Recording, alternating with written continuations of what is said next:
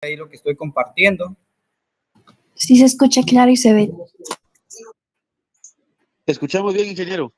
Sí, se escucha claro y se mira, ingeniero. Escucha claro hasta Entiendo que hay ahorita. unos que quieren comunicarse, están abriendo su micrófono, solo denme un chancecito aquí, yo creo que tengo problemas con el dispositivo a seleccionar.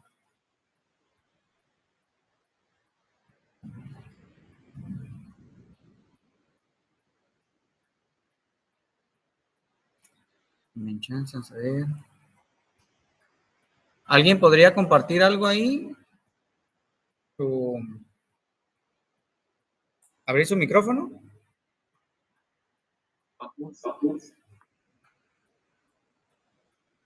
Bien, yo creo que ya les escucho. Bien, compañeros, entonces vamos a continuar. Hasta donde recuerdo, estábamos tratando este tema que se les presenta ahí.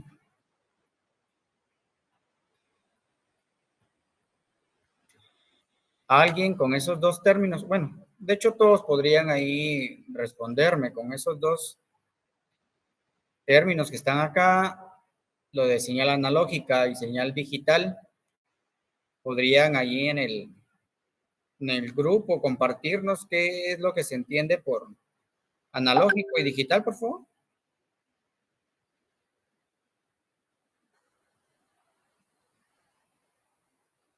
Vamos a ver qué es lo que tenemos ahí de respuestas, por favor. ¿Algún término, alguna frase que les haya servido por ahí de la vez pasada con respecto a qué es una señal analógica y qué es una señal digital?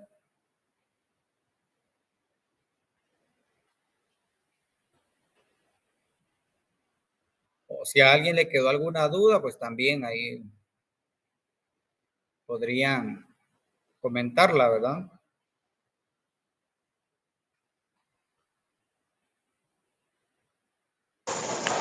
Que la analógica es continua. Correcto. Una de las características de una señal analógica, pues, es de que se trata de una señal continua, ¿verdad? Por continua habíamos dicho de que se trataba de una señal de que en un rango entre un valor 0, acá representado con el inicio de la señal, y su valor más alto, pues podemos hacer mediciones sobre todo el rango de voltaje que ahí se presenta, ¿verdad?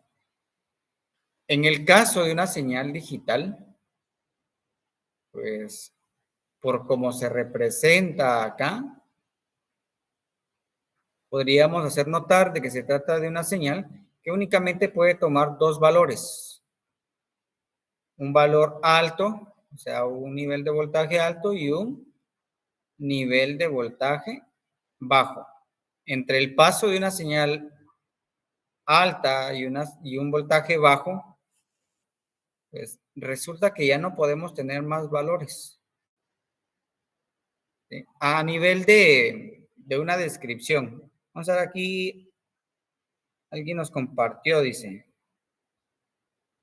analógica podría ser aquellas independientes, dice, no conectadas al internet, como las cámaras analógicas y digitales. Bien, sí, reconocemos a los sistemas como internet, ¿verdad? Como aquellos que son digitales. Por lo menos transmiten información digital. Las señales que viajan en nuestro cableado de Ethernet, ¿verdad? Que conecta nuestras computadoras, pues en esencia es algo como lo que están viendo ahorita ahí en pantalla. Pero transmiten información digital. Específicamente binaria, ¿sí? Entonces tenemos esta, les decía, que en la transición de un valor bajo a un valor alto, pues no hay valores intermedios, no hay cantidades intermedias. Pero eso de manera ideal, ¿sí? Como algo ideal. Pasa de 0 e inmediatamente al valor más alto. Cosa que en la realidad pues no se puede, pero es la descripción de un valor digital, ¿sí? Que únicamente está definido, solamente se pueden entender dos valores, el bajo y el valor alto. No necesariamente va a iniciar en 0 voltios, podría iniciar, por ejemplo, en -15 y elevarse hasta un valor de +15, un 15 positivo. Esas serían las características de una señal del tipo digital. Y con esta información presentamos aquí dos características más reales o realistas de lo que realmente representa un valor alto y lo que representa un valor bajo.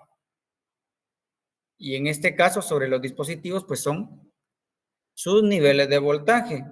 Un valor alto va de 2 a 5 voltios, mientras que un valor bajo o 0 va de 0 a 0.8 voltios. Aproximadamente, dependemos de la tecnología que estemos nosotros, a la que estemos presentes, o se nos esté presentando, mejor dicho. Bien.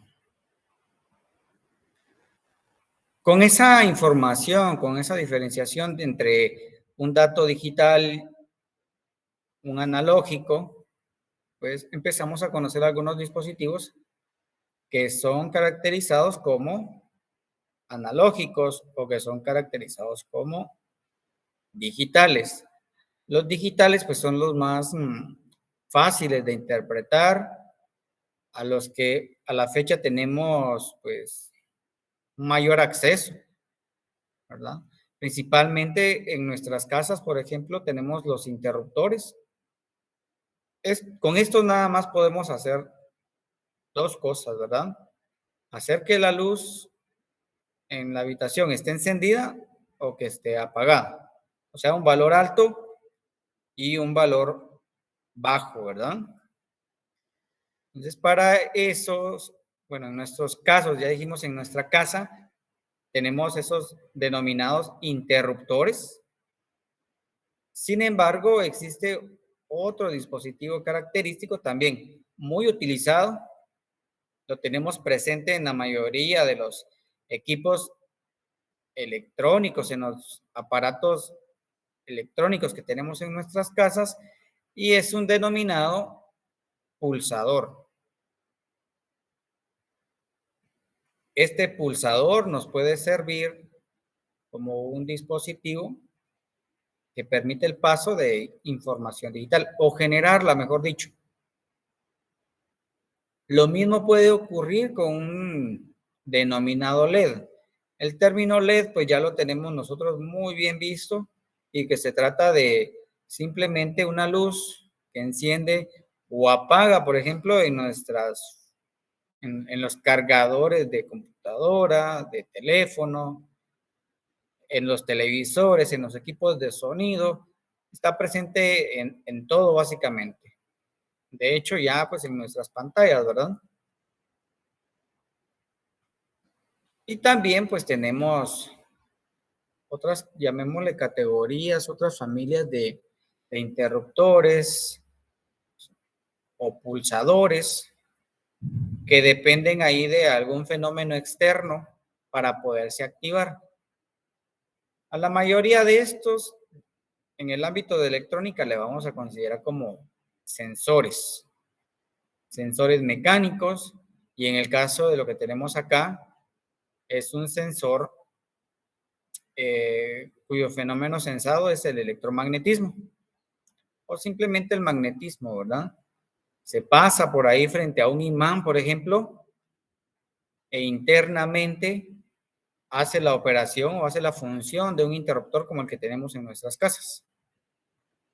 Cierra dos contactos, dos láminas o dos alambres, si lo quisiéramos ver así, y la fuerza magnética hace que estos hagan contacto uno con el otro y se provoque la conducción de energía.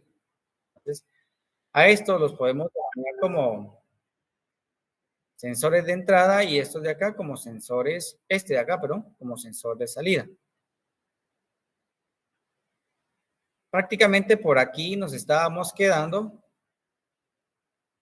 la última vez e íbamos a tratar de explicar acá el funcionamiento de estos dispositivos. Tal vez me dan un minutito, voy a intentar entrar acá a una plataforma.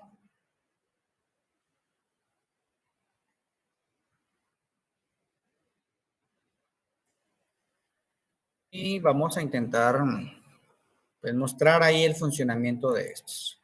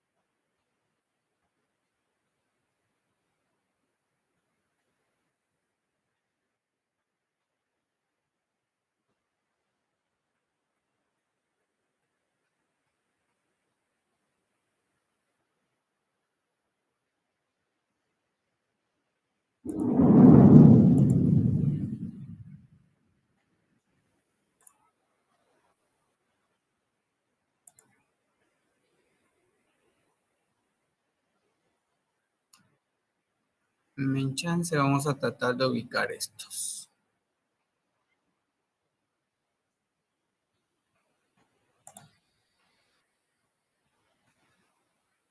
Sí, está por acá.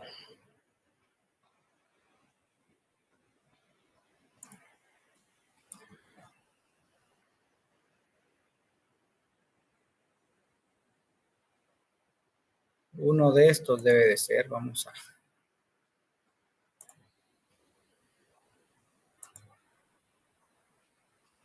a tratar de usarlo.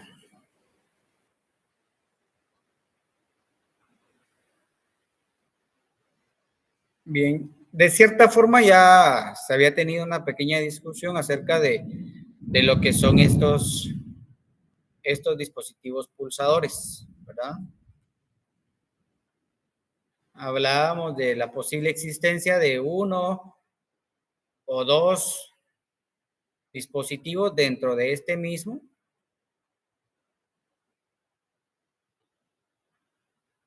O la existencia de un solo dispositivo ahí, dígase un switch, ¿verdad? Un pulsador en sí, dentro de este encapsulado.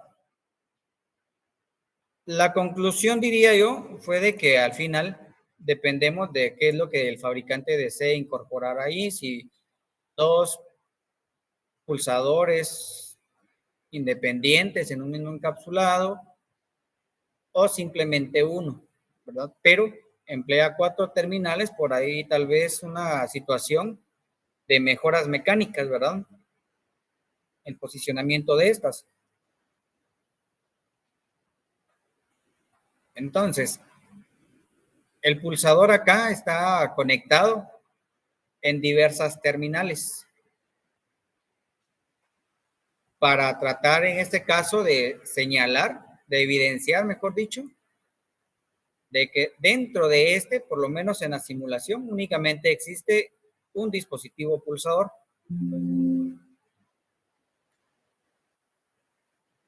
¿Eso qué significa? Que por más que yo lo pueda cambiar, hay 2 terminales que van a hacer lo mismo, que serían, por ejemplo, denominadas como entrada y las otras 2 terminales de salida. Y vamos también a evidenciar qué es lo que esto hace al final.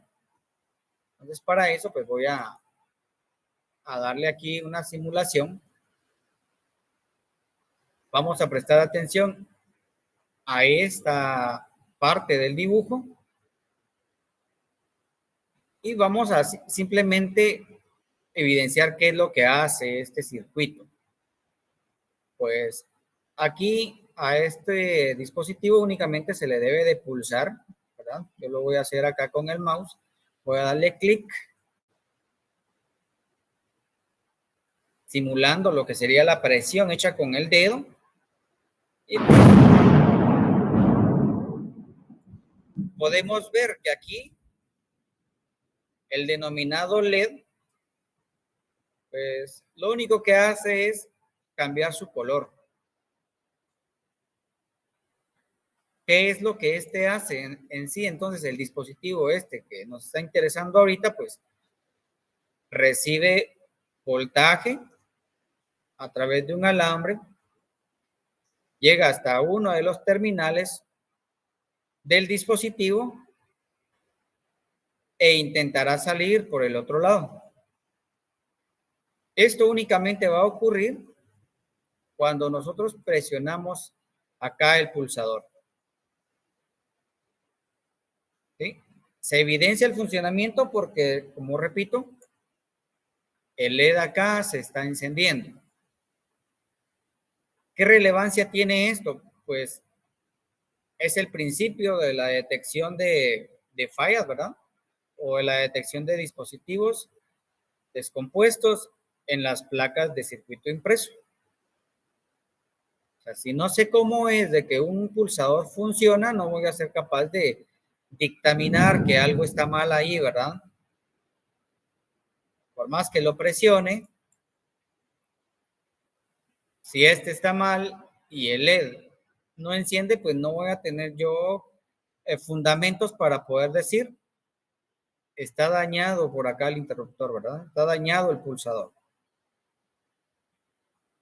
Entonces podemos ver por acá los restantes circuitos, los restantes pulsadores, y nos vamos a dar cuenta de que funcionan de manera similar, aun cuando utilicemos terminales diferentes. Este de acá queda encendido para evidenciar de que este terminal con este otro pues son lo mismo. La energía o corriente que fluye por el cable viaja directamente entre los terminales y llega hasta el LED, ¿verdad? Haciendo que este quede encendido de manera permanente. Si nuestro circuito, en definitiva, debiera de funcionar como estos otros han funcionado, y también los que tenemos aquí a un lado, y no lo está haciendo, podríamos considerar principalmente esta situación de las conexiones, ¿verdad? Y lo único que nos tocaría hacer en la vida real no es así de sencillo, pero lo que nos tocaría hacer es cambiar el lugar de conexión.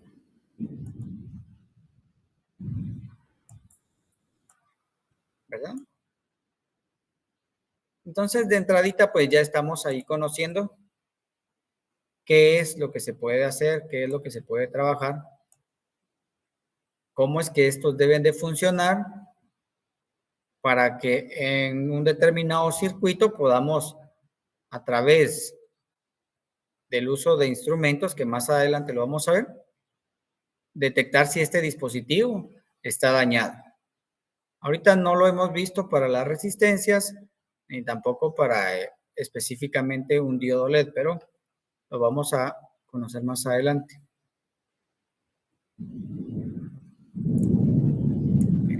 Fundamental, repito, conocer estos dispositivos, ¿sí? Conocer cómo es que funcionan. Si tuvieran alguna duda, pues me lo hacen saber de una vez y podemos ir tratando de aclararlo.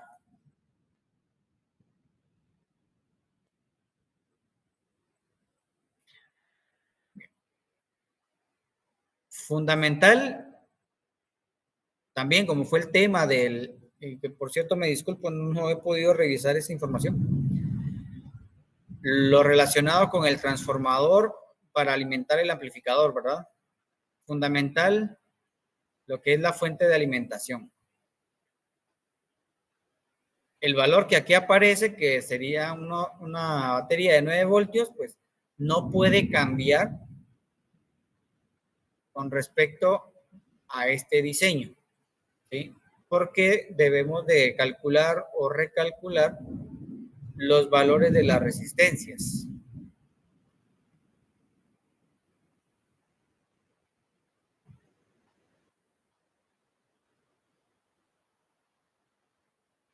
Bien.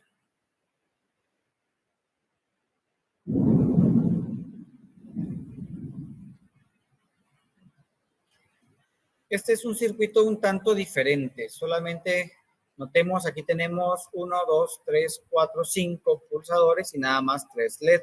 Mientras que aquí teníamos un LED por cada pulsador. Entonces, ¿qué vamos a ver con esto? Pues que dispositivos como estos, los pulsadores, pueden utilizarse para controlar a un dispositivo de salida.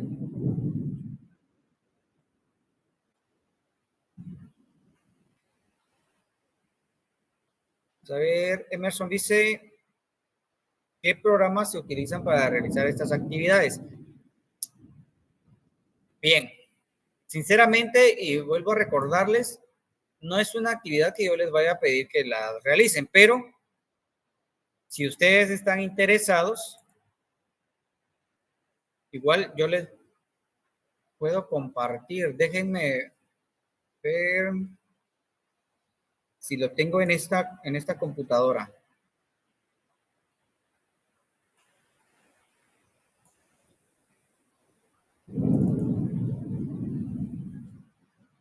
Denme un chance, vamos a ver.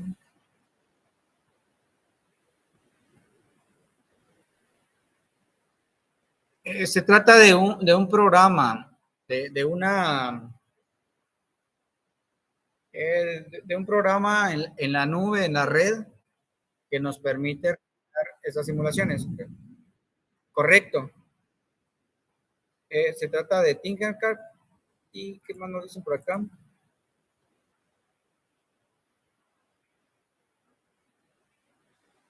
Sí, solamente hay un inconveniente en el caso, por ejemplo, de Proteus. Desde el punto de vista legal, pues la mayoría no lo podríamos usar, ¿verdad? Porque siempre se puede utilizar ahí en una plataforma pirateada, ¿verdad? Entonces, sí podríamos utilizar Proteus, pero me atrevo a usar este porque,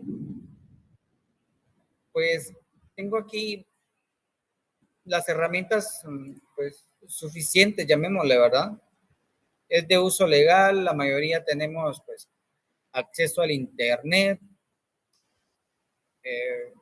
No voy a perder yo los archivos fácilmente, digamos, si mi computadora se llega a dañar, por ejemplo.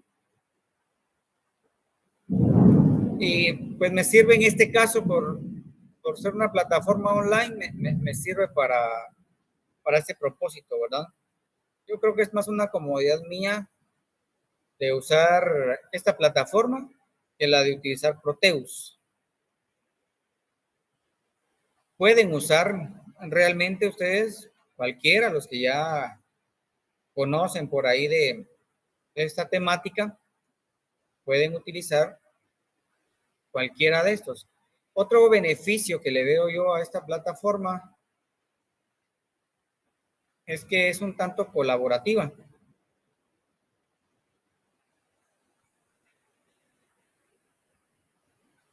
Déjenme ver.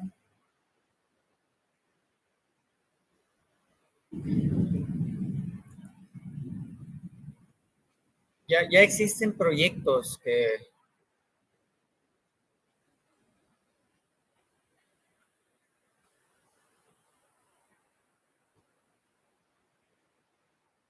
déjenme encontrarlos de electrónica.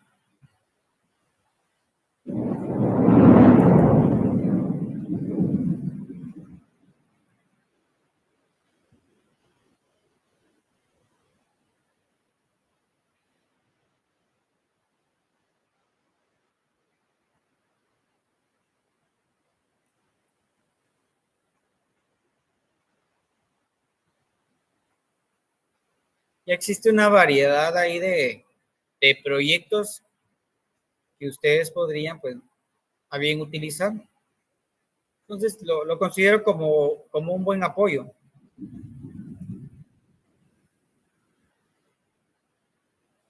Entonces, yo pues lo sugiero, sin embargo, como bien dice el compañero, podemos utilizar Proteus, aunque existen otra variedad ¿cómo se llama? De simuladores. Existe Circuit Maker para este tipo de simulaciones. También hay uno llamado Workbench. Podríamos utilizar también, no estoy muy seguro porque no lo he utilizado, está Eagle, que creo que también es para la simulación de circuitos. Entonces hay una gran variedad. Pues por el momento no nos vamos a enfocar en eso.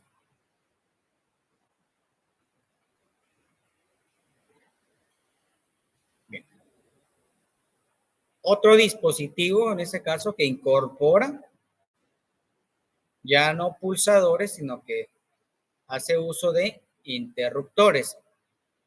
Un pulsador es aquel que mientras se encuentra presionado, mantiene su estado, o sea, permite el paso de la corriente de la entrada a la salida.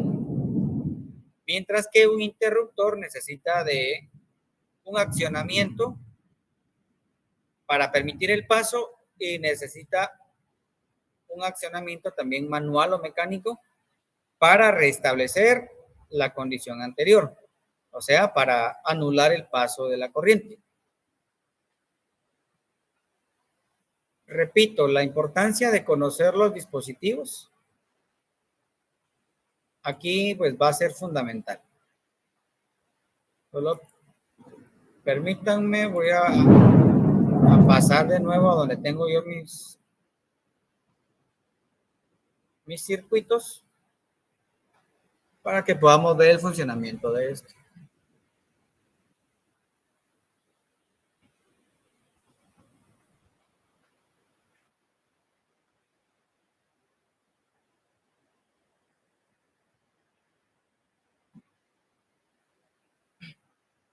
Creo que este es el que tenemos por acá.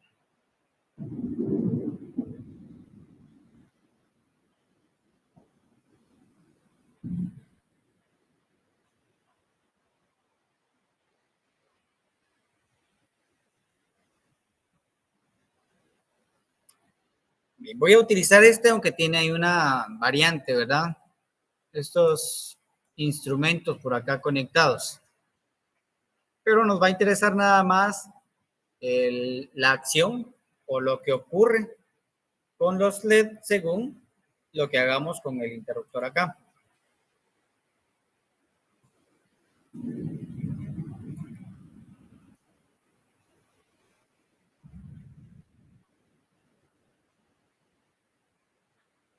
Bien, veamos. Este es un denominado deep switch. ¿Qué es lo que contiene? Pues aquí nos dice que, según la numeración, existen 6 dispositivos denominados interruptores, como les acababa de mencionar. Entonces, en el caso del pulsador, como ya lo habíamos visto, mientras yo hiciera un clic, mientras yo mantuviera presionado el pulsador, este iba a permitir el paso de la corriente hacia los LED y los iba a activar. En el caso de este denominado deep switch, pues por cada columna, por cada número existe un interruptor y yo nada más necesito darle un clic, o sea, accionarlo una vez para permitir el paso de la corriente hacia el LED. Nos damos cuenta acá que este encendió, ¿verdad? Entonces, es un indicador de que el interruptor acá está funcionando bien.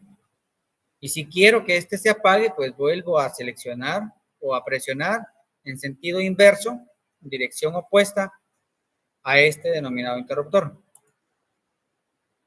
Entonces, pues ahorita nada más nos interesa, repito, evidencia de que el LED se está apagando. Si hago lo mismo con otros interruptores acá, va a ocurrir exactamente lo mismo que ocurrió con el primer LED.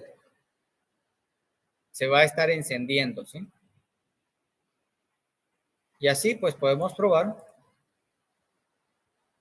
con todos los interruptores que se presentan. Pues nada más tenemos 5. Por lo tanto, el sexto no está conectado a ninguna parte o a ningún otro circuito.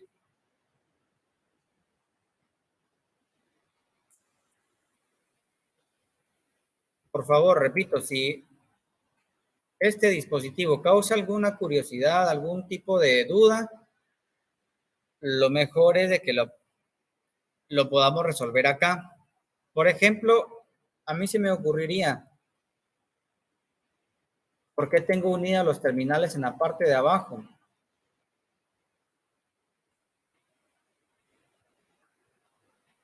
Entonces yo pasaría a hacer lo siguiente. Buscaríamos dispositivos más reales acá en la internet y la respuesta sería de que unos terminales son entrada y los otros son de salida. Entonces, hay unos que están cortocircuitados, se dice. Están unidos a través de estos alambres para poderlos alimentar. Démonos cuenta acá.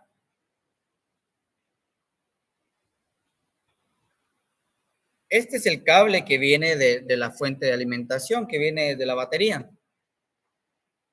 Este conecta al primer terminal del deep switch y de este se deriva o se conectan todos los demás.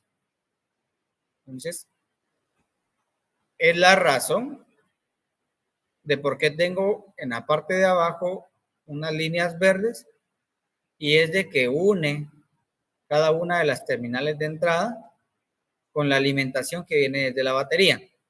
Eso para no tener que utilizar pues un alambre desde el primer terminal hasta la batería, otro igual de largo desde el segundo terminal hacia la batería y así sucesivamente. Esa sería la razón.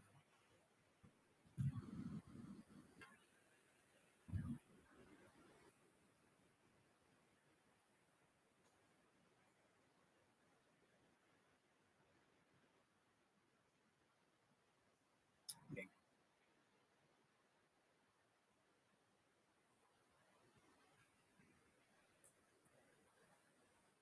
Ya se había definido lo que es un voltaje analógico.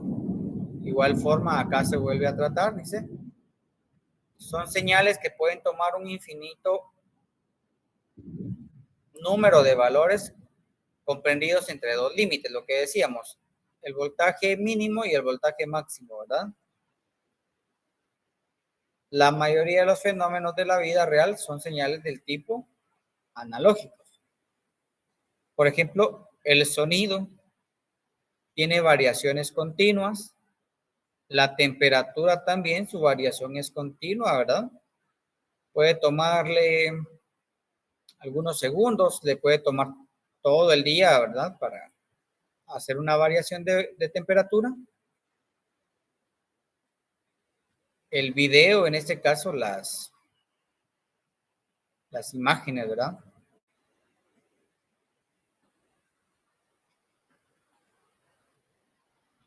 Aquí se da un ejemplo, dice. Un ejemplo de sistema electrónico analógico es un parlante, una bocina, ¿verdad? Que se emplea para amplificar el sonido de forma que este sea oído por gran audiencia, una gran audiencia.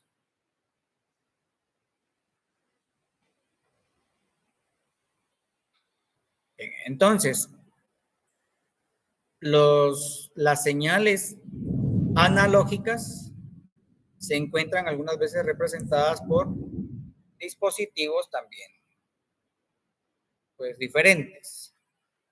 Aquí, por ejemplo, tenemos una denominada fotocelda. Tal vez más apropiadamente sería una fotorresistencia. Esto sería un sensor de entrada, un sensor, mejor dicho, ¿verdad? A la entrada de cualquier dispositivo electrónico. Un motor. A este le podemos realizar variaciones de velocidad continuas y lo podríamos estipular como una salida del tipo analógica. Y en el caso de este otro dispositivo, que se trata, creo que las vimos, se trata de una resistencia variable. Esta también es una resistencia variable, pero depende del fenómeno de la intensidad de la luz. Este otro de acá es un dispositivo, una resistencia variable, pero depende de la posición que le demos a la perilla. Entonces se trata de un dispositivo con accionamiento mecánico y este otro de acá, un dispositivo con accionamiento lumínico.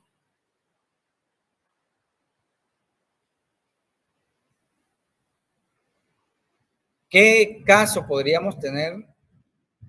Pues el que se presenta ahorita ahí en pantalla, ¿sí? Volvemos a ver de que tenemos dispositivos LED por acá.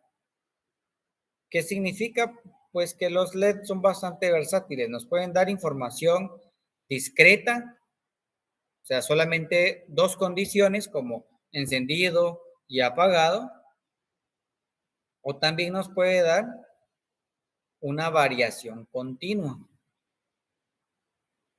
una variación de intensidad continua, o sea, no se va a encender totalmente de forma inmediata, sino que va a hacerlo de forma pausada. En el caso del circuito que tenemos acá, ¿de qué depende? Pues depende del mentado potenciómetro o los potenciómetros que se muestran por acá.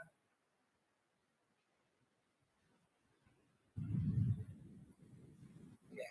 Algo importante, y si ustedes lo pudieran ahí analizar, en lo que yo entro al circuito dentro de la plataforma, podrían prestar un poco de atención y ver acá la conexión de dos potenciómetros. Mejor corrijo, la conexión de dos resistencias variables.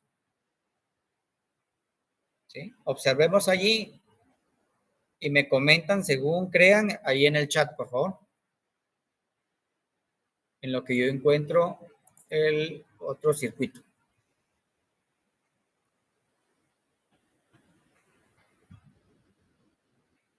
Por aquí está.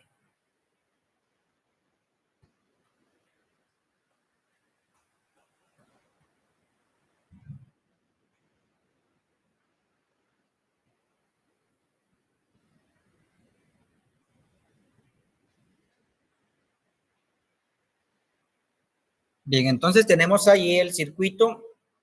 ¿Alguien por ahí tendrá alguna idea visualmente de cuál es la diferencia? Y aquellos que ya conocen un poco del tema, pues me dirán por ahí que emplearán términos más apropiados para indicarme cuál es la diferencia entre esta resistencia variable y esta otra de acá.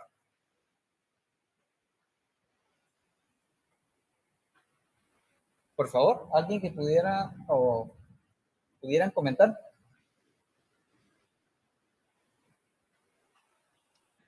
Ingeniero, yo veo que ahí hay un puente. Sí, correcto. Permítame, voy a... ¿Qué hacen un puente, ingeniero? Sí, correcto, tiene ahí un denominado puente, ¿verdad? La conexión va del terminal de en medio hacia uno de los lados. Mientras que este, pues, no ocurre eso, ¿verdad?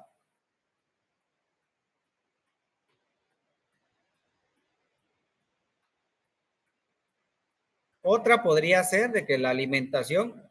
¿Sí se me escucha, perdón? Sí, ingeniero. Sí, ingeniero. Muy bien, de acuerdo, quería comprobar. ¿Por qué se da lo de la conexión, lo del jumper? Creo que esa es la pregunta. Ahorita lo vamos a evidenciar por qué.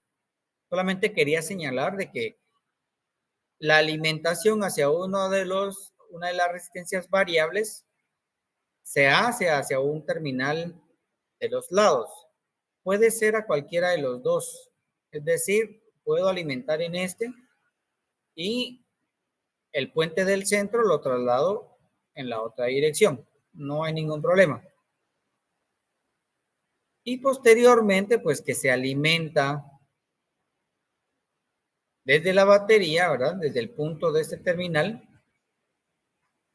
hacia el centro de la otra resistencia variable. Entonces, oficialmente, ¿cuál sería la diferencia en cuanto a términos? Pues que una resistencia variable se puede conectar como un denominador reóstato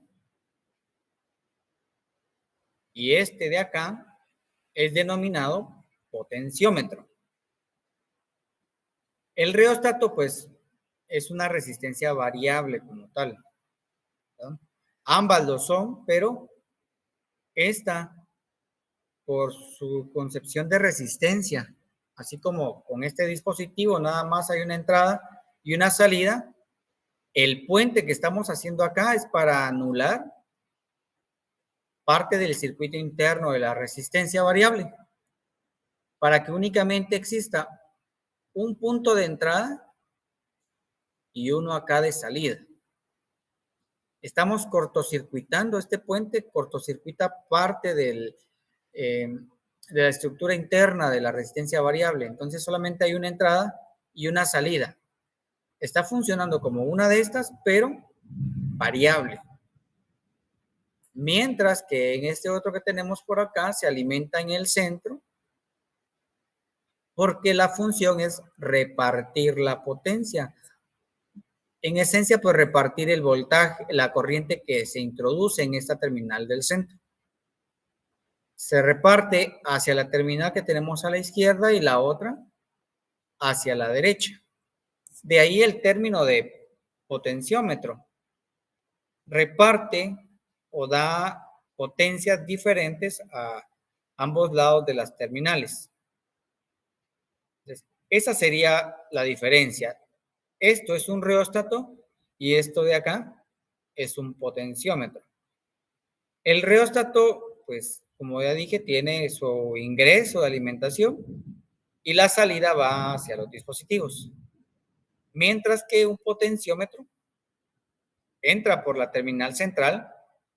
Ojo que podríamos decir que sería el punto más apropiado para la conexión y reparte la corriente a dispositivos diferentes.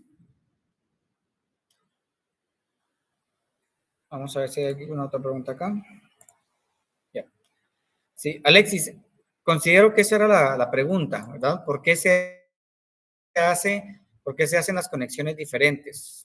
Acá es un reóstato y aquí tenemos un potenciómetro. Y lo podemos ver funcionando por acá.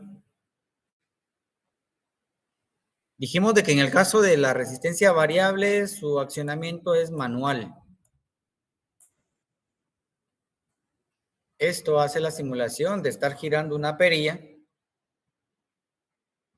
y nos permite evidenciar de que la intensidad del LED, acá abajo, la de este, porque hacia este está conectado, la intensidad va a cambiar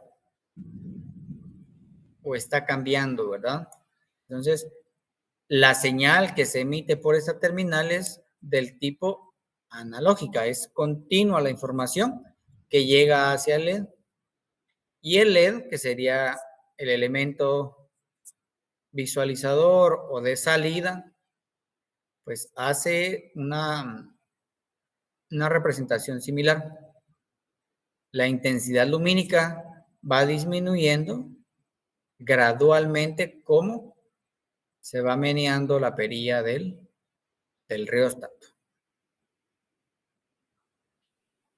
En el caso del potenciómetro, y tal vez alcanzaron a evidenciar acá, este intenta encenderse porque se ve por acá un cambio en la tonalidad del rojo, y este otro pues está totalmente encendido. Era lo que les comentaba. El potenciómetro permite pues repartir las corrientes entre uno y otro dispositivo. Démonos cuenta que se invierten acá las condiciones del LED. Ahora este es más intenso que este otro. Si giro en dirección opuesta, pues aquí se supone deberían de encenderse con igual intensidad. Y si regreso a la posición inicial, pues le doy más intensidad a este que a este otro. O sea, permito el paso de una mayor cantidad de corriente hacia este LED que hacia este otro.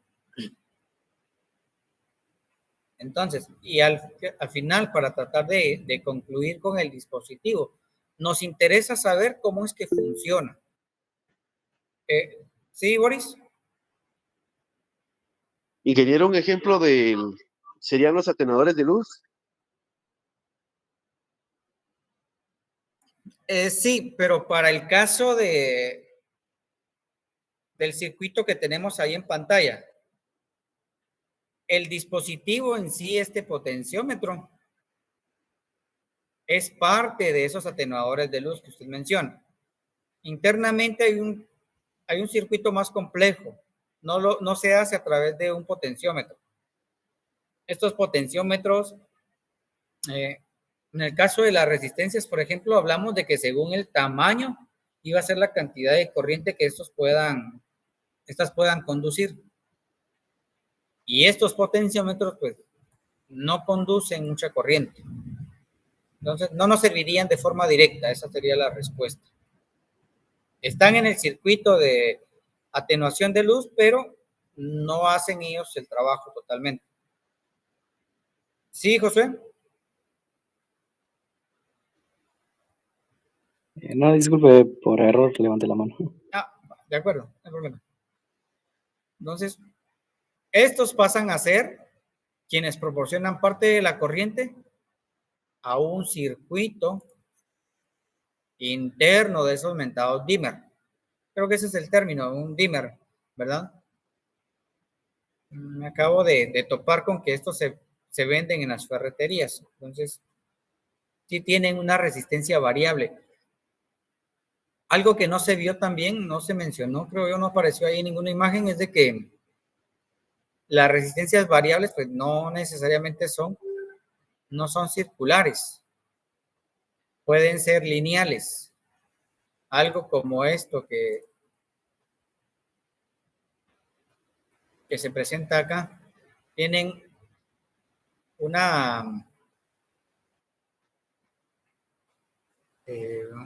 un control, digamos, ¿verdad? Una palanca que se desplaza de forma lineal. Esta es circular, entonces hay diversas presentaciones para estos.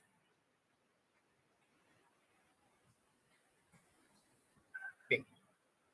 Les decía, la parte importante de esto es saber cómo es que funciona. Entonces, si nosotros quisiéramos detectar si la resistencia variable está funcionando, pues podríamos construir uno de estos circuitos e instalar la resistencia variable que queremos determinar si está funcionando o no y girarla simplemente.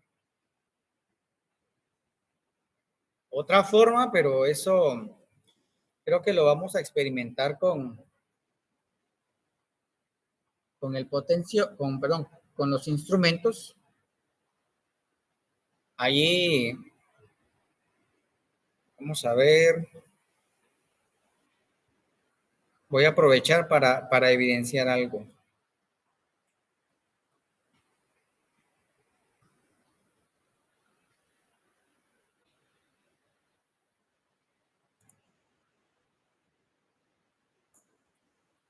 Creo que no funciona.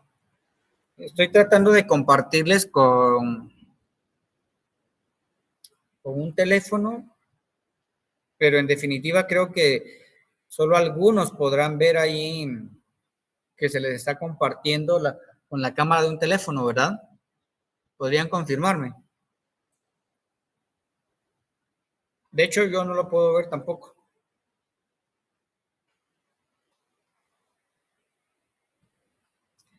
Les debe de estar compartiendo por allí EBFM.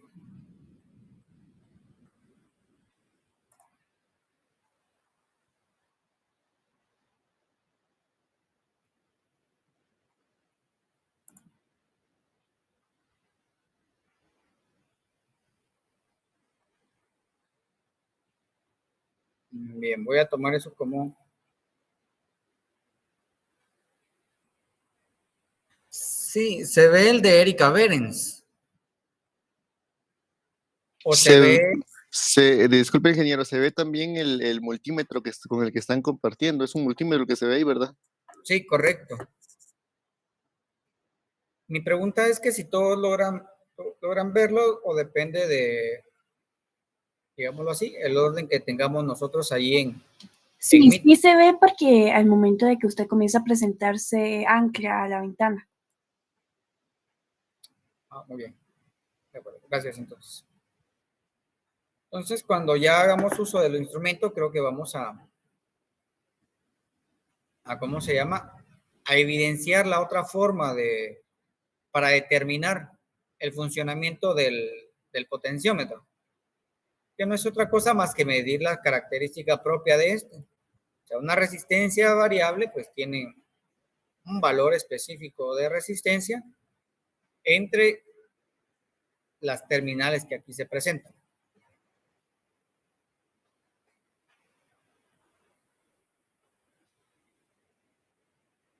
Bien, de nuevo, ¿existirá alguna duda?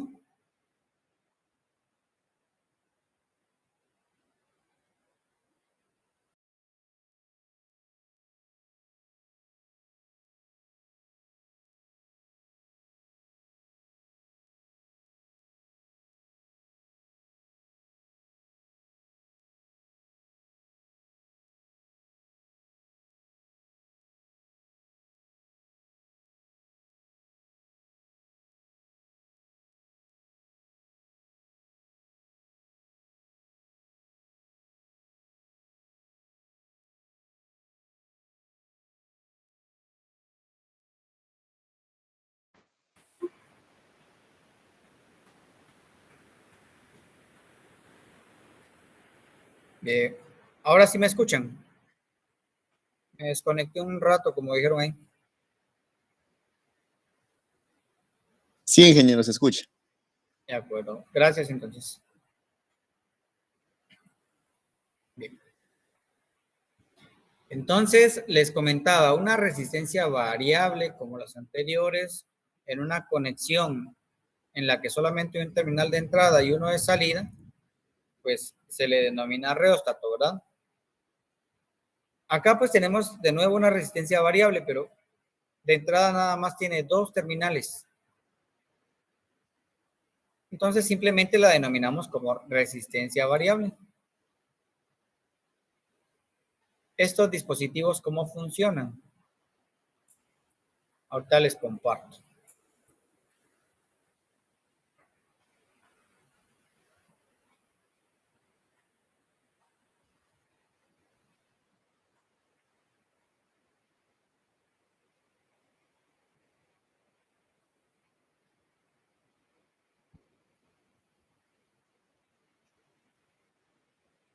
Sí, todavía tengo ese circuito.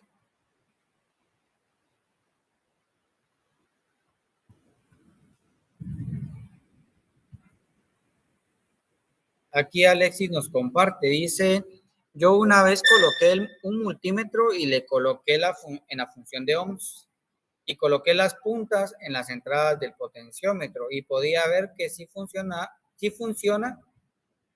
el rango que tenía nominalmente. Y si al momento de bajar, nos baja la resistencia, correcto. Esa va a ser el otro método, ¿verdad? Por ejemplo, esas mentadas resistencias variables se encuentran en valores de 1 kiloohmio, de 5 kiloohmios. Yo he logrado ver, según me acuerdo, hasta 250 kiloohmios. No sé si los fabricarán en valores más grandes. Y como dijo el compañero, pues intentamos medir en resistencia y primeramente podemos colocar las puntas del ómetro entre los extremos de la resistencia variable y nos debe de marcar el valor que muchas veces está impreso en la carcasa de esta resistencia. Déjenme ver si les puedo mostrar de una vez acá.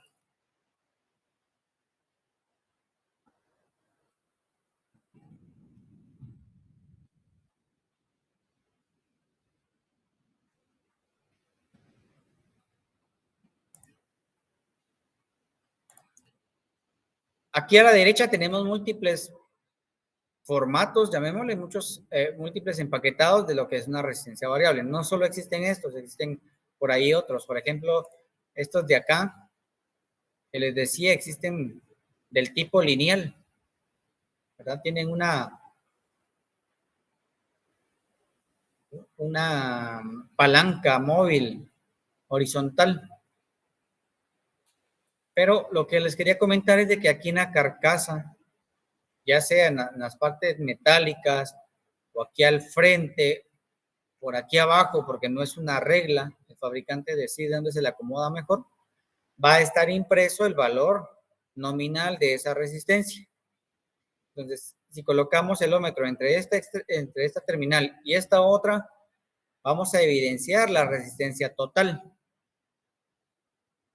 Mientras que si colocamos el ómetro entre la terminal del centro y una de los lados y giramos la perilla, vamos a evidenciar de que hace un desplazamiento entre todo su valor de resistencia. No totalmente cero, algunas veces no logra llegar a cero, ¿verdad? Pero sí un valor bastante bajo y luego al girar la perilla vamos a llegar al máximo de su valor. Y lo comprobamos con respecto a las otras dos terminales, siempre del centro hacia la terminal del extremo. Y de nuevo giramos la perilla. Si este hace una variación continua entre 0, digamos, y su valor máximo, entonces podemos decir de que el potenciómetro está en buenas condiciones. Ese fue el método que empleó ahí el compañero.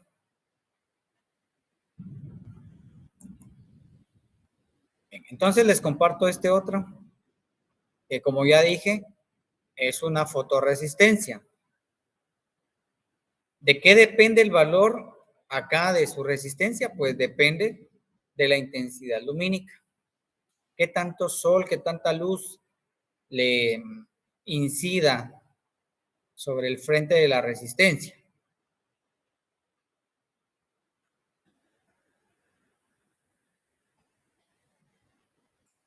Entonces, en este caso, pues de nuevo vamos a simular. Y este dispositivo, al darle clic, me va a sacar acá en la parte de arriba una barra que me va a indicar, no me va a indicar realmente, me va a emular, me va a simular los cambios de intensidad desde una oscuridad total hasta una iluminación máxima.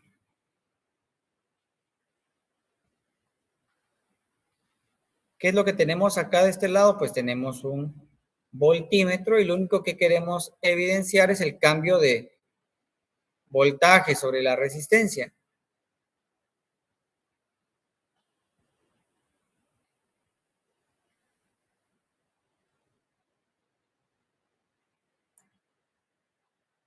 ¿Qué se evidencia acá?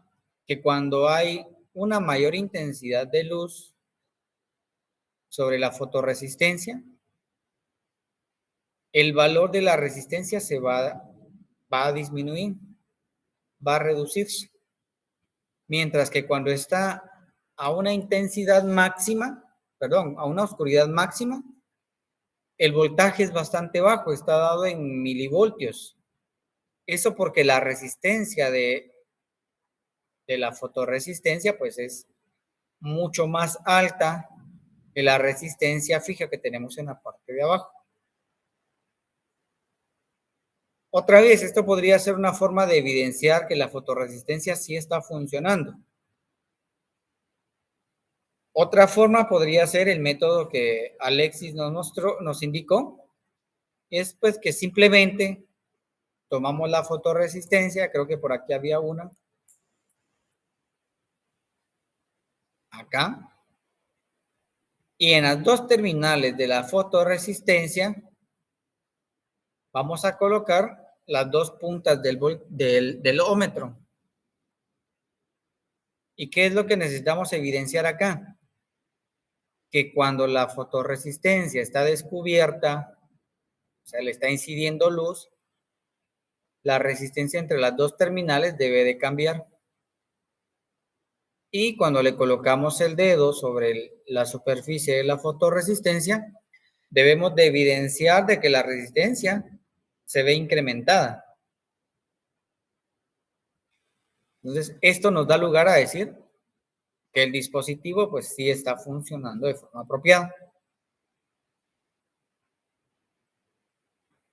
Aprovechando que aparece esta imagen acá, tenemos un dispositivo, pues una resistencia variable, pero cuyo fenómeno o parámetro que hace variar la resistencia es la temperatura, que creo que sí lo mencionamos, que se trata de una termoresistencia.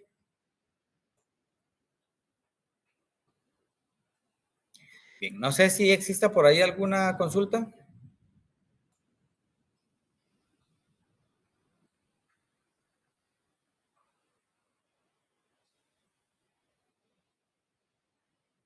De acuerdo. Bien. Entonces, esto es parte de lo que son dispositivos relacionados con señales analógicas o señales digitales.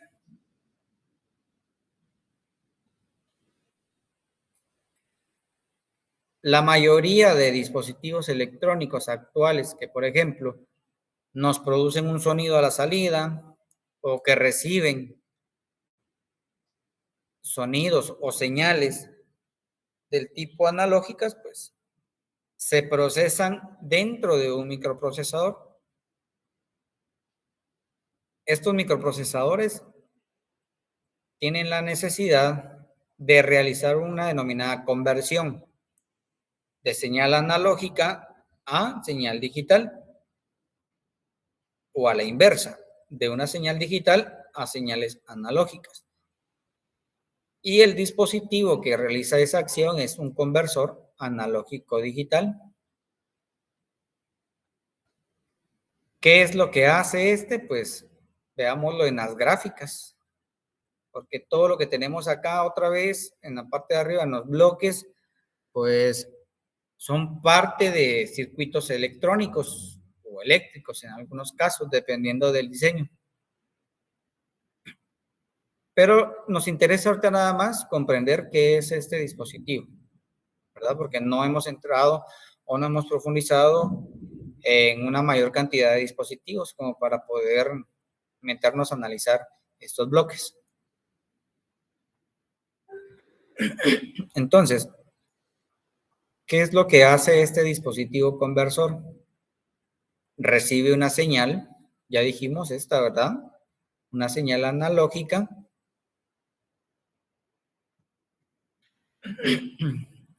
que puede tener realmente cualquier forma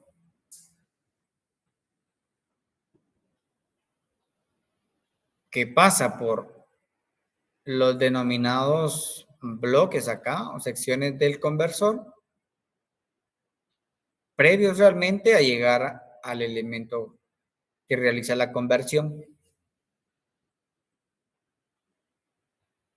Esta señal básicamente se transforma en esta que estamos evidenciando del lado derecho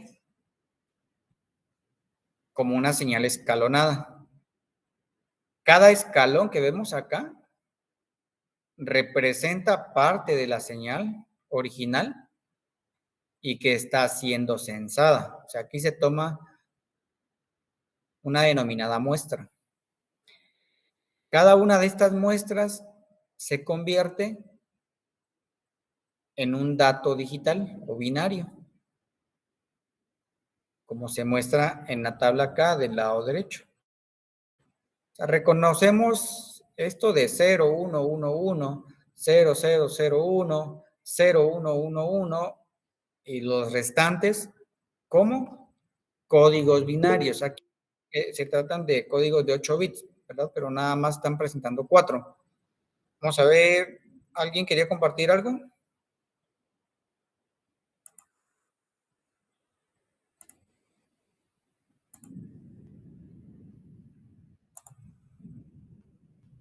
Muy bien.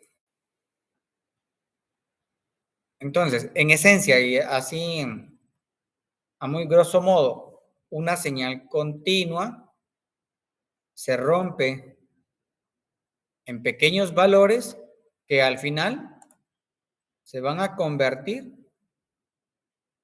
en información binaria equivalente a la información que se estaba trasladando o que proviene de esta señal.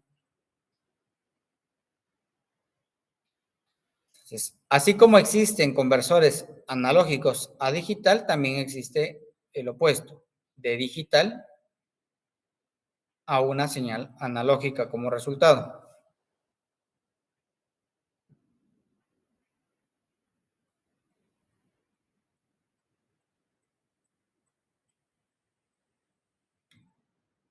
Esto no nos va a servir. Ajá. La mayoría de tarjetas electrónicas contienen denominados microprocesadores, podríamos por ahí generalizar. Algunos podrían pues, simplemente decir son microprocesadores. Pero aquí los vamos a denominar como un microcontrolador. O sea, la mayoría contiene realmente microcontroladores. Según este esquema, este bloque, este recuadro que vemos acá es un microcontrolador cuya característica es de que internamente tiene un microprocesador. Si dentro de un bloque existe un microprocesador, existen pines, terminales o periféricos, como aquí se denominan, que reciben o dan algún tipo de señal, más el hecho de que tengan memoria interna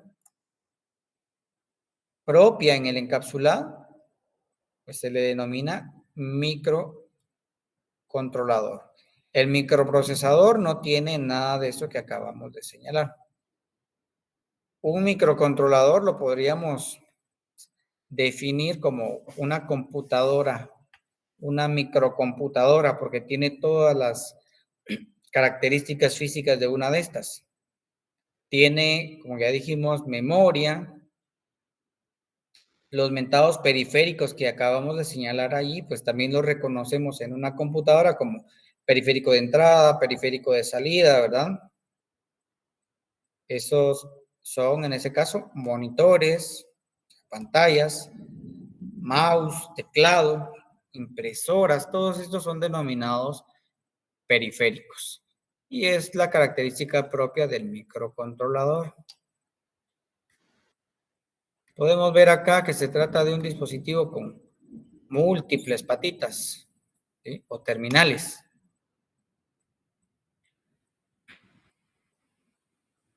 Saber si este funciona es una situación un tanto complicada. No lo vamos a ver acá, pero en la parte de arriba hay algunos códigos impresos que nos indican qué tipo de chip tenemos ahí de frente, ¿verdad? Aquí pues ya sabemos que es un microcontrolador, sin embargo no basta nada más con eso porque existen una variedad de microcontroladores o varias familias de fabricantes de microcontrolador. Entonces necesitaríamos a través del código ser más específicos con el tipo de microcontrolador con el cual estamos pues trabajando.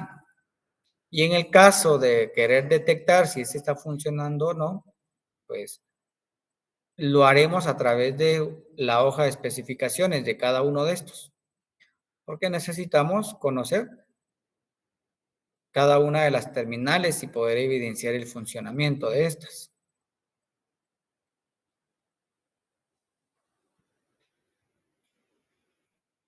Esta es una representación de los mentados microcontroladores. Cada bloque aquí representado, cada rectángulo que puedan ver ahí en pantalla, corresponde a una gama bastante alta de dispositivos electrónicos. Internamente, pues está compuesto de múltiples dispositivos electrónicos.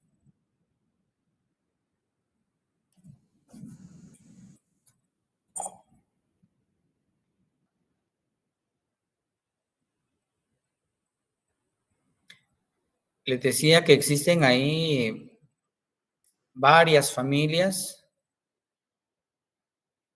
Una de las más populares, bueno, considero dos de las más populares. Sin embargo, creo que microchip es una de las más, ¿qué? No desarrolladas, sino que más populares realmente en cuanto a uso. Estos de acá son de la casa fabricante de microcontroladores llamada Atmel, que también es muy popular. Y este otro de Freescale, que para ser sincero, yo nunca he visto uno de estos. Actualmente, pues podríamos decir de que se encuentran por allí muy populares, siendo utilizados en tarjetas de desarrollo. Por ahí tal vez han escuchado acerca de Arduino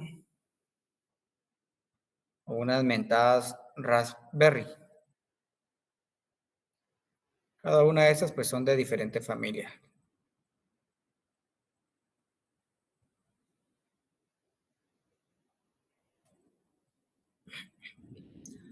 Algo de lo que en el programa decíamos que íbamos a trabajar, bueno, a mostrar, a tratar de comprender su funcionamiento, es un denominado protoboard. El protoboard, pues, es una tarjeta para desarrollar prototipos. Yo creo que no incluí ninguno. Bien, acá. Un esquema ahí, una construcción con este denominado protoboard. ¿Qué es, aparte de lo que acabamos de decir, verdad? Que es una tarjeta para prototipos. Pues un protoboard no es otra cosa más que una serie de guías metálicas. Lo que vemos acá en pantalla, estas líneas con orificios negros, pues son las guías metálicas. Esas están bajo la superficie blanca que se muestra acá del protoboard.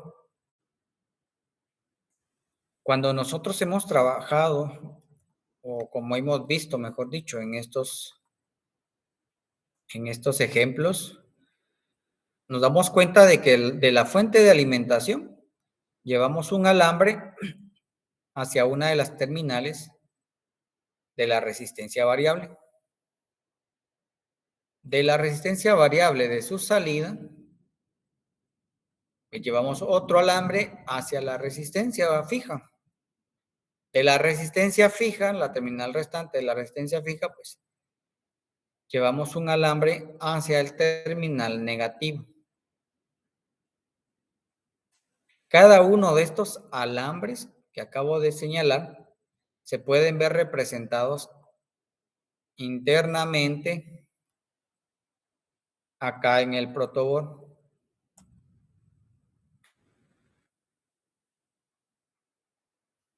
Acostumbramos utilizar, por ejemplo, esta fila de terminales horizontales que corresponden a esta que estoy señalando acá, como por ejemplo este como positivo y este otro como la línea del negativo. Aquí conectamos la terminal positiva de la batería y la terminal negativa de la batería en el otro.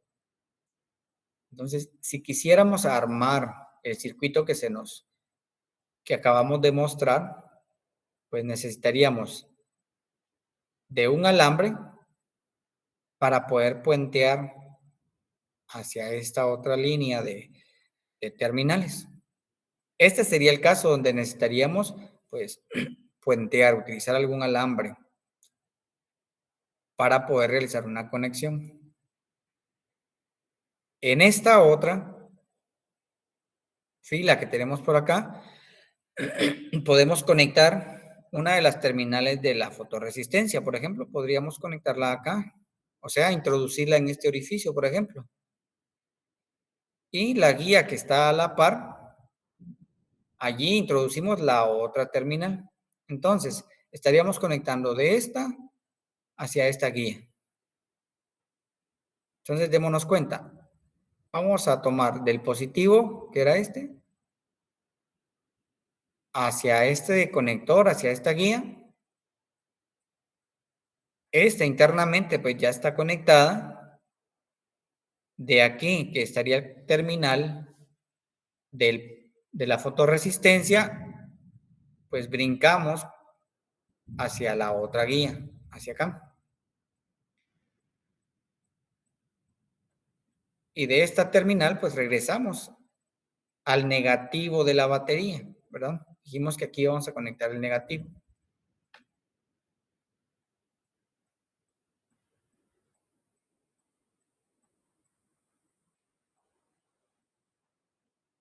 Entonces, tratando ahí de relacionar, esta terminal la conectamos hacia la fila horizontal de terminales. La terminal, una de las terminales de la fotorresistencia, la conectamos hacia el punto donde se conectó el positivo de la batería y la otra terminal la vamos a conectar hacia la otra guía o la otra fila de terminales en el protoboard. De aquí dijimos que se iba a conectar directamente hacia el negativo, ¿sí? Ahorita hagamos a un lado la resistencia esta, no la incluimos hace un momento. Entonces, nos conectamos directamente hacia el negativo de la batería. Creo que se podrá evidenciar de una mejor manera con este ejemplo acá. Solo permítanme, voy a acceder a él.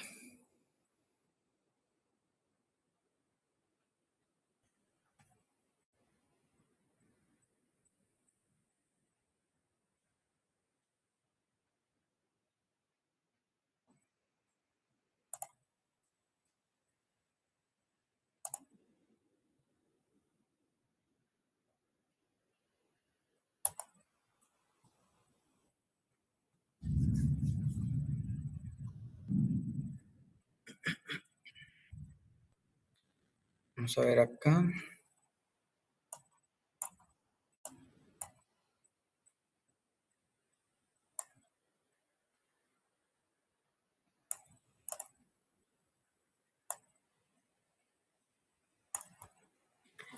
Voy a mostrar qué es lo que tenemos aquí en este circuito.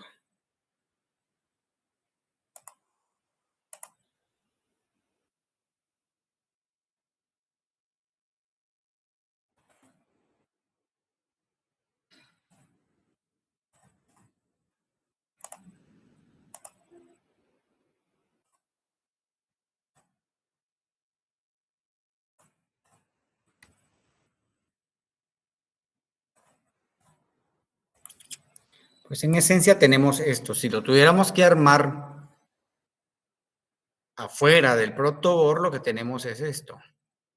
El positivo va conectado hacia una de las terminales de la resistencia y todas las demás tienen una conexión denominada en serie.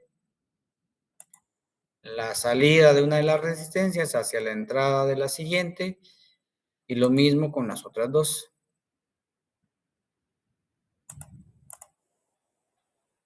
Y la resistencia, la última terminal de la resistencia, pues se conecta al negativo de la fuente de alimentación.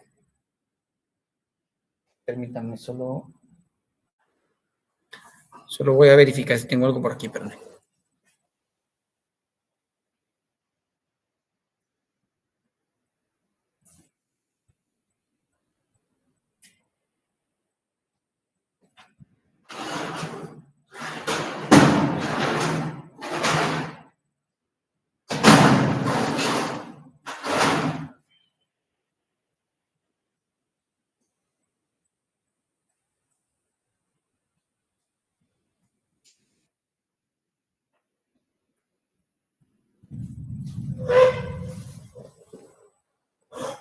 Muy bien, continuamos.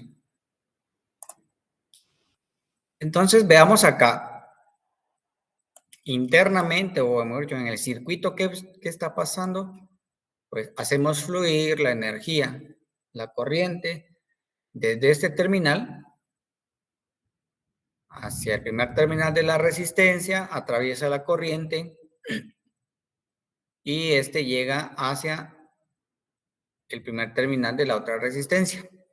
Atraviesa la corriente y de nuevo fluye hacia el primer terminal de la tercera resistencia, y en el último terminal, la energía o los electrones o la corriente, como lo querramos ver, fluye de regreso al terminal negativo. Eso es lo que tenemos nosotros acá en este protoboard. O sea, analicé el circuito anterior, el que tenemos aquí a la derecha, para que podamos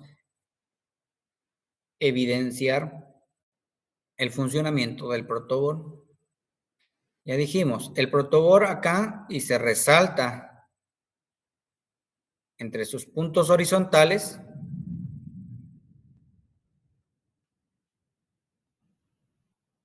¿verdad? Se resalta la continuidad. Internamente, ya dijimos, hay una conexión, hay un alambre, si quisiéramos verlo así de sencillo. Hay un alambre que conduce a lo largo de la línea horizontal acá. Tanto para este como para este otro que tenemos abajo.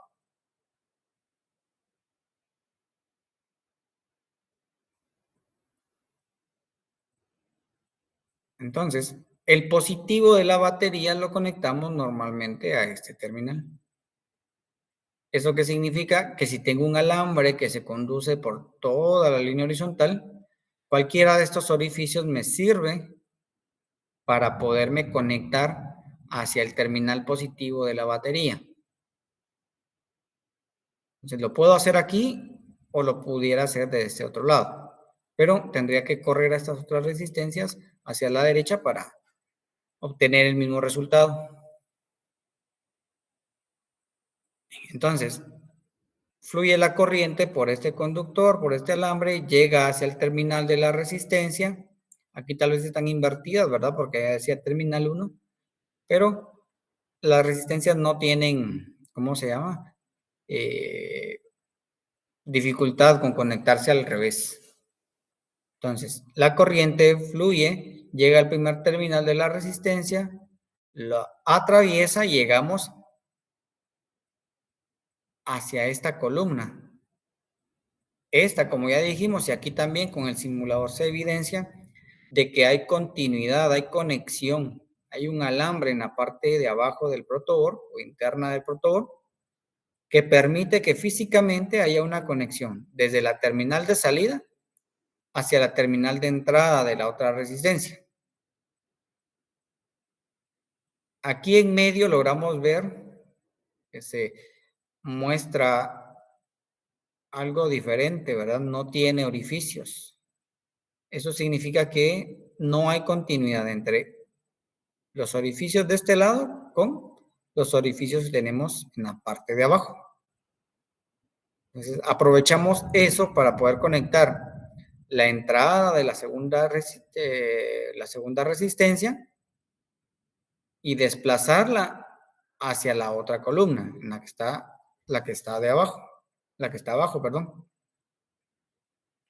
Entonces, permitiendo que otra vez el alambre que se conduce internamente permita la unión de la terminal de salida de la segunda resistencia con la terminal de entrada de la tercera resistencia. Y esta va hacia la fila de conexiones, que valga la redundancia, conecta directamente con el negativo de la batería.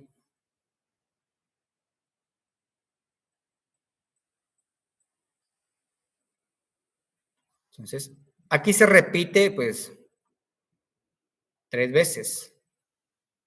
Pero la intención acá era mostrar cómo funcionan estos dispositivos. Ahorita no nos interesa. Solo nos interesa comprender la lógica de conexión, ¿verdad? De un circuito cableado acá con este circuito interconectado o conectado sobre un protoboard. Ambos son los mismos. Bien, pregunto, ¿existirá por ahí alguna consulta?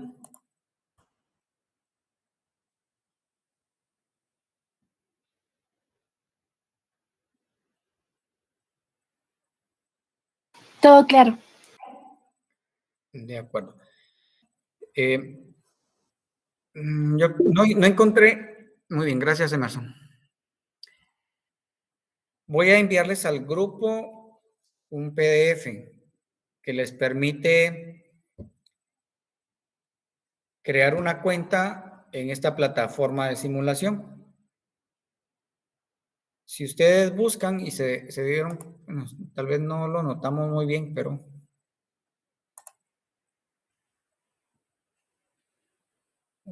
ya estoy compartiendo acá. Permítanme, vamos a ver.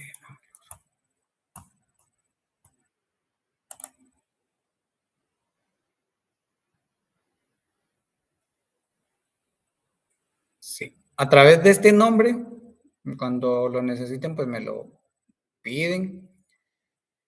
Pueden ustedes acceder a todas las simulaciones que están aquí presentes.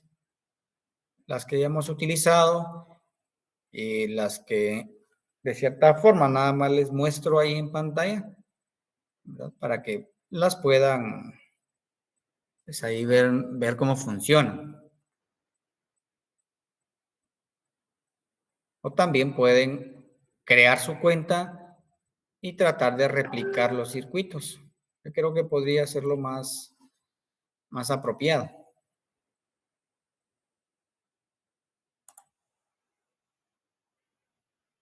Muy bien. De acuerdo, entonces vamos a ver esas últimas 2 páginas de la presentación. Y creo que nos vamos a detener por ahí. Bien, uno de los dispositivos, y ya hemos mencionado, son los denominados LED. Se logran evidenciar aquí, dentro de esta gama de dispositivos. Este es parte de un dispositivo más general, o término más general para estos dispositivos, denominado diodo. El diodo en los circuitos esquemáticos, en las representaciones de circuitos electrónicos, pues se dice que tiene este símbolo.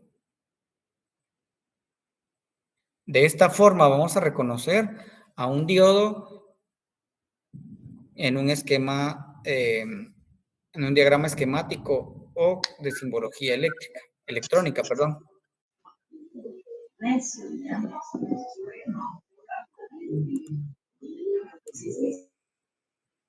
Bien. Un elemento representativo, o sea, muy común dentro del ámbito de la electrónica, es este que tenemos a la derecha. Pero a este le denominamos diodo de propósito general. Realmente existe una amplia gama de paquetes, le llamamos, o encapsulados para estos dispositivos. Desde un diodo de propósito general, un diodo LED, diodos LED infrarrojos, unos denominados fotodiodos. Estos son unos supresores de voltaje, diodos Zener, diodos túnel. En sí hay una gran variedad que ustedes pueden, pues, detenidamente revisar. Y si les causa curiosidad, pues simplemente introducen en Google, ¿verdad?, el nombre del dispositivo y les va a aparecer ahí toda la teoría básica y necesaria para conocer el funcionamiento del dispositivo. Dentro del ámbito de la reparación, la mayoría de los que ustedes están viendo ahí en pantalla, pues se logran evidenciar si están funcionando o no bajo un mismo método. Otra vez, utilizamos ahí un denominado ómetro o parte del ómetro para la detección del buen funcionamiento de estos. En orden de existencia, podríamos decir, tenemos a los diodos y después de estos, a los transistores. Los transistores son la evolución de los diodos y la simbología es esta, ¿sí? No es la única, existe otro símbolo para estos dispositivos cuya diferencia nada más está en esta punta de flecha. Esta apunta hacia afuera y la punta de flecha para el otro dispositivo, un tanto diferente, apunta hacia adentro. Este es un denominado transistor NPN y el que apunta con una flecha hacia adentro es un denominado PNP. Un encapsulado popular, el que tenemos aquí a la derecha, un componente por ahí representativo. Pero ojo, cada vez que ustedes vean un dispositivo, un encapsulado como el que tienen ahí en pantalla o cualquiera de los que pueda evidenciarse aquí en esta imagen, no es un indicador de que se trate de un transistor. De hecho, en encapsulados similares como los que tenemos aquí en pantalla, pueden existir diodos incorporados y no transistores.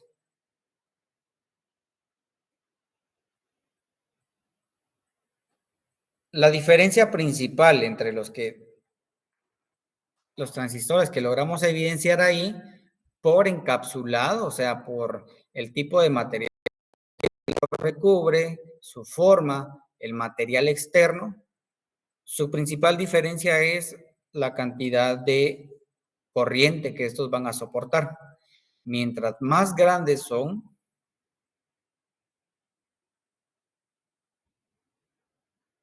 sí, Alexis, por el momento sí. Entonces decía, mientras más grandes, mientras más robustos son, entonces vamos a evidenciar de que conducen una mayor cantidad de corriente. Disipan, también podría ser la expresión, una mayor cantidad de potencia. ¿Sí? En general, pues son más robustos simplemente.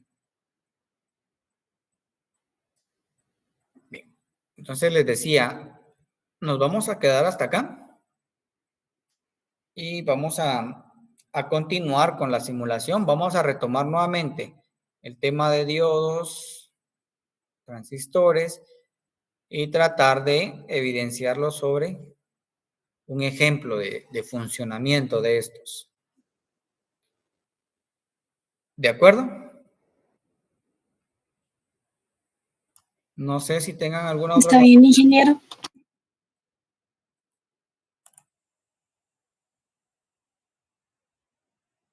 Bien, de acuerdo. Entonces nos quedamos hasta allí.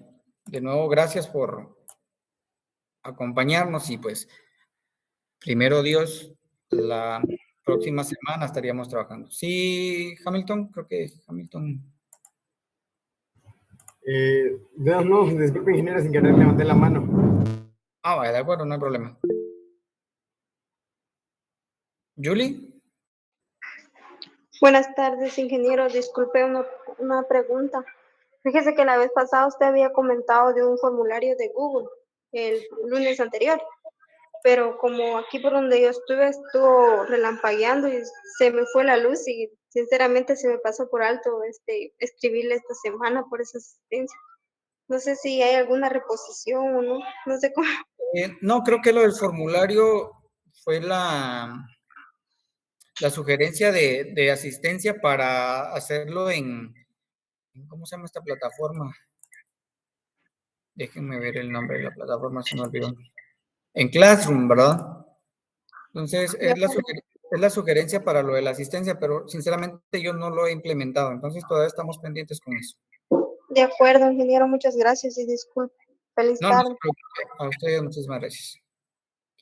Muy bien, entonces, pues feliz tarde y seguimos en comunicación.